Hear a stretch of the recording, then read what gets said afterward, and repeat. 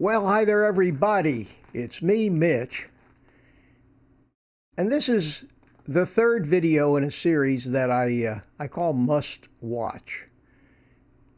I do one of these a week where I recommend something that I've seen, not necessarily even recently, but just something I've seen that really left its mark on me, sent me off in many directions of discovery and research, and something I've recommended to a lot of people over the years. And today, I'm going to recommend, and there'll be a link in the show notes to the YouTube offering of this movie for free. It used to be on Netflix and Amazon. It still is, but now they charge for it.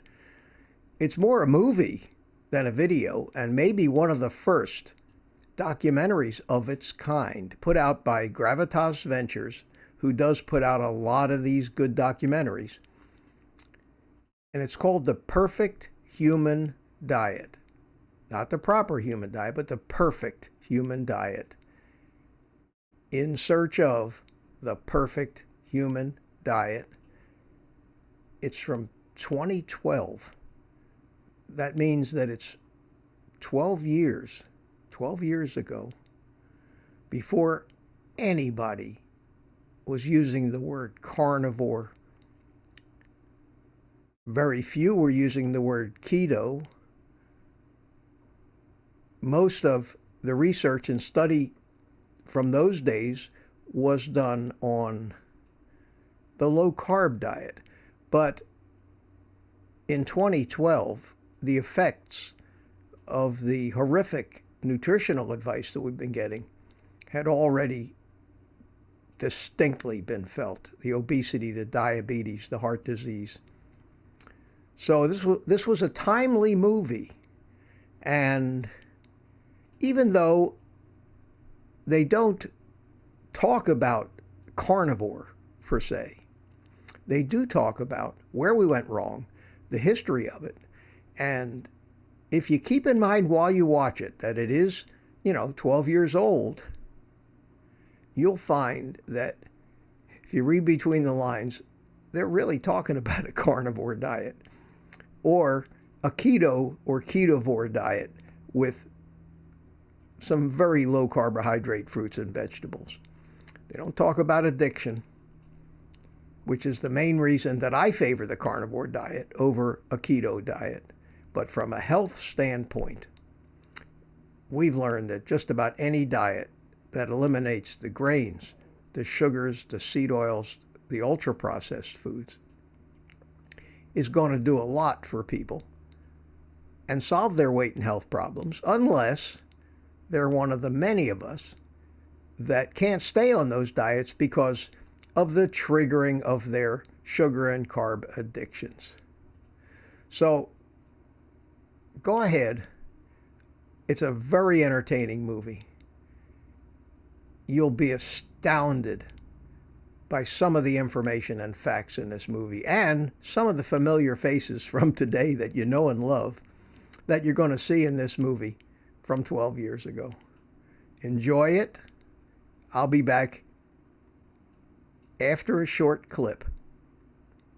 People will not be able to afford the cost of chronic obesity and diabetes and all of the complications. It's tragic when you see some of the compounding factors of obesity, how it shortens lives, how it decreases the quality of life. I've got children haven't even hit puberty yet, and they've got type 2 diabetes. 27 million Americans, as of 2004, have metabolic syndrome. It's a huge, huge worldwide problem. The confusion for most Americans is that we see and hear so much contradictory advice that we don't really understand what to eat for optimal health. The public is confused because what the media and special interest groups and large corporations selling foods, etc., would like you to currently believe is a fact keeps on being changed. Fructose is the cause of the current epidemic. Mother Nature gave us fructose. Cut down on processed meats. Whole grain cereal. Whole grain with omega-3. I'm a vegetarian. I'm vegan. Whole wheat pasta with meat sauce. Beef is bad, soy is good. Absolutely. The longest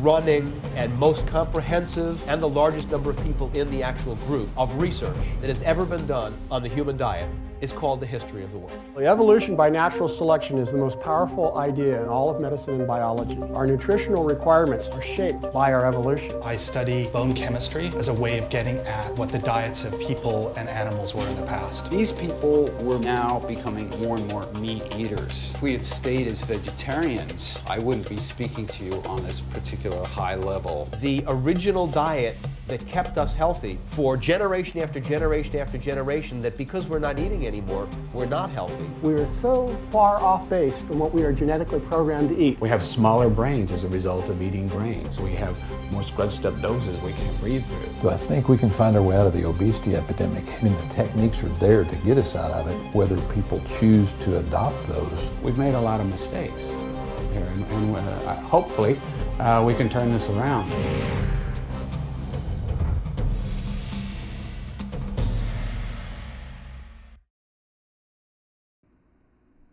Okay, that's it. The perfect human diet. Enjoy it. Afterwards, take the rest of the day off and eat meat.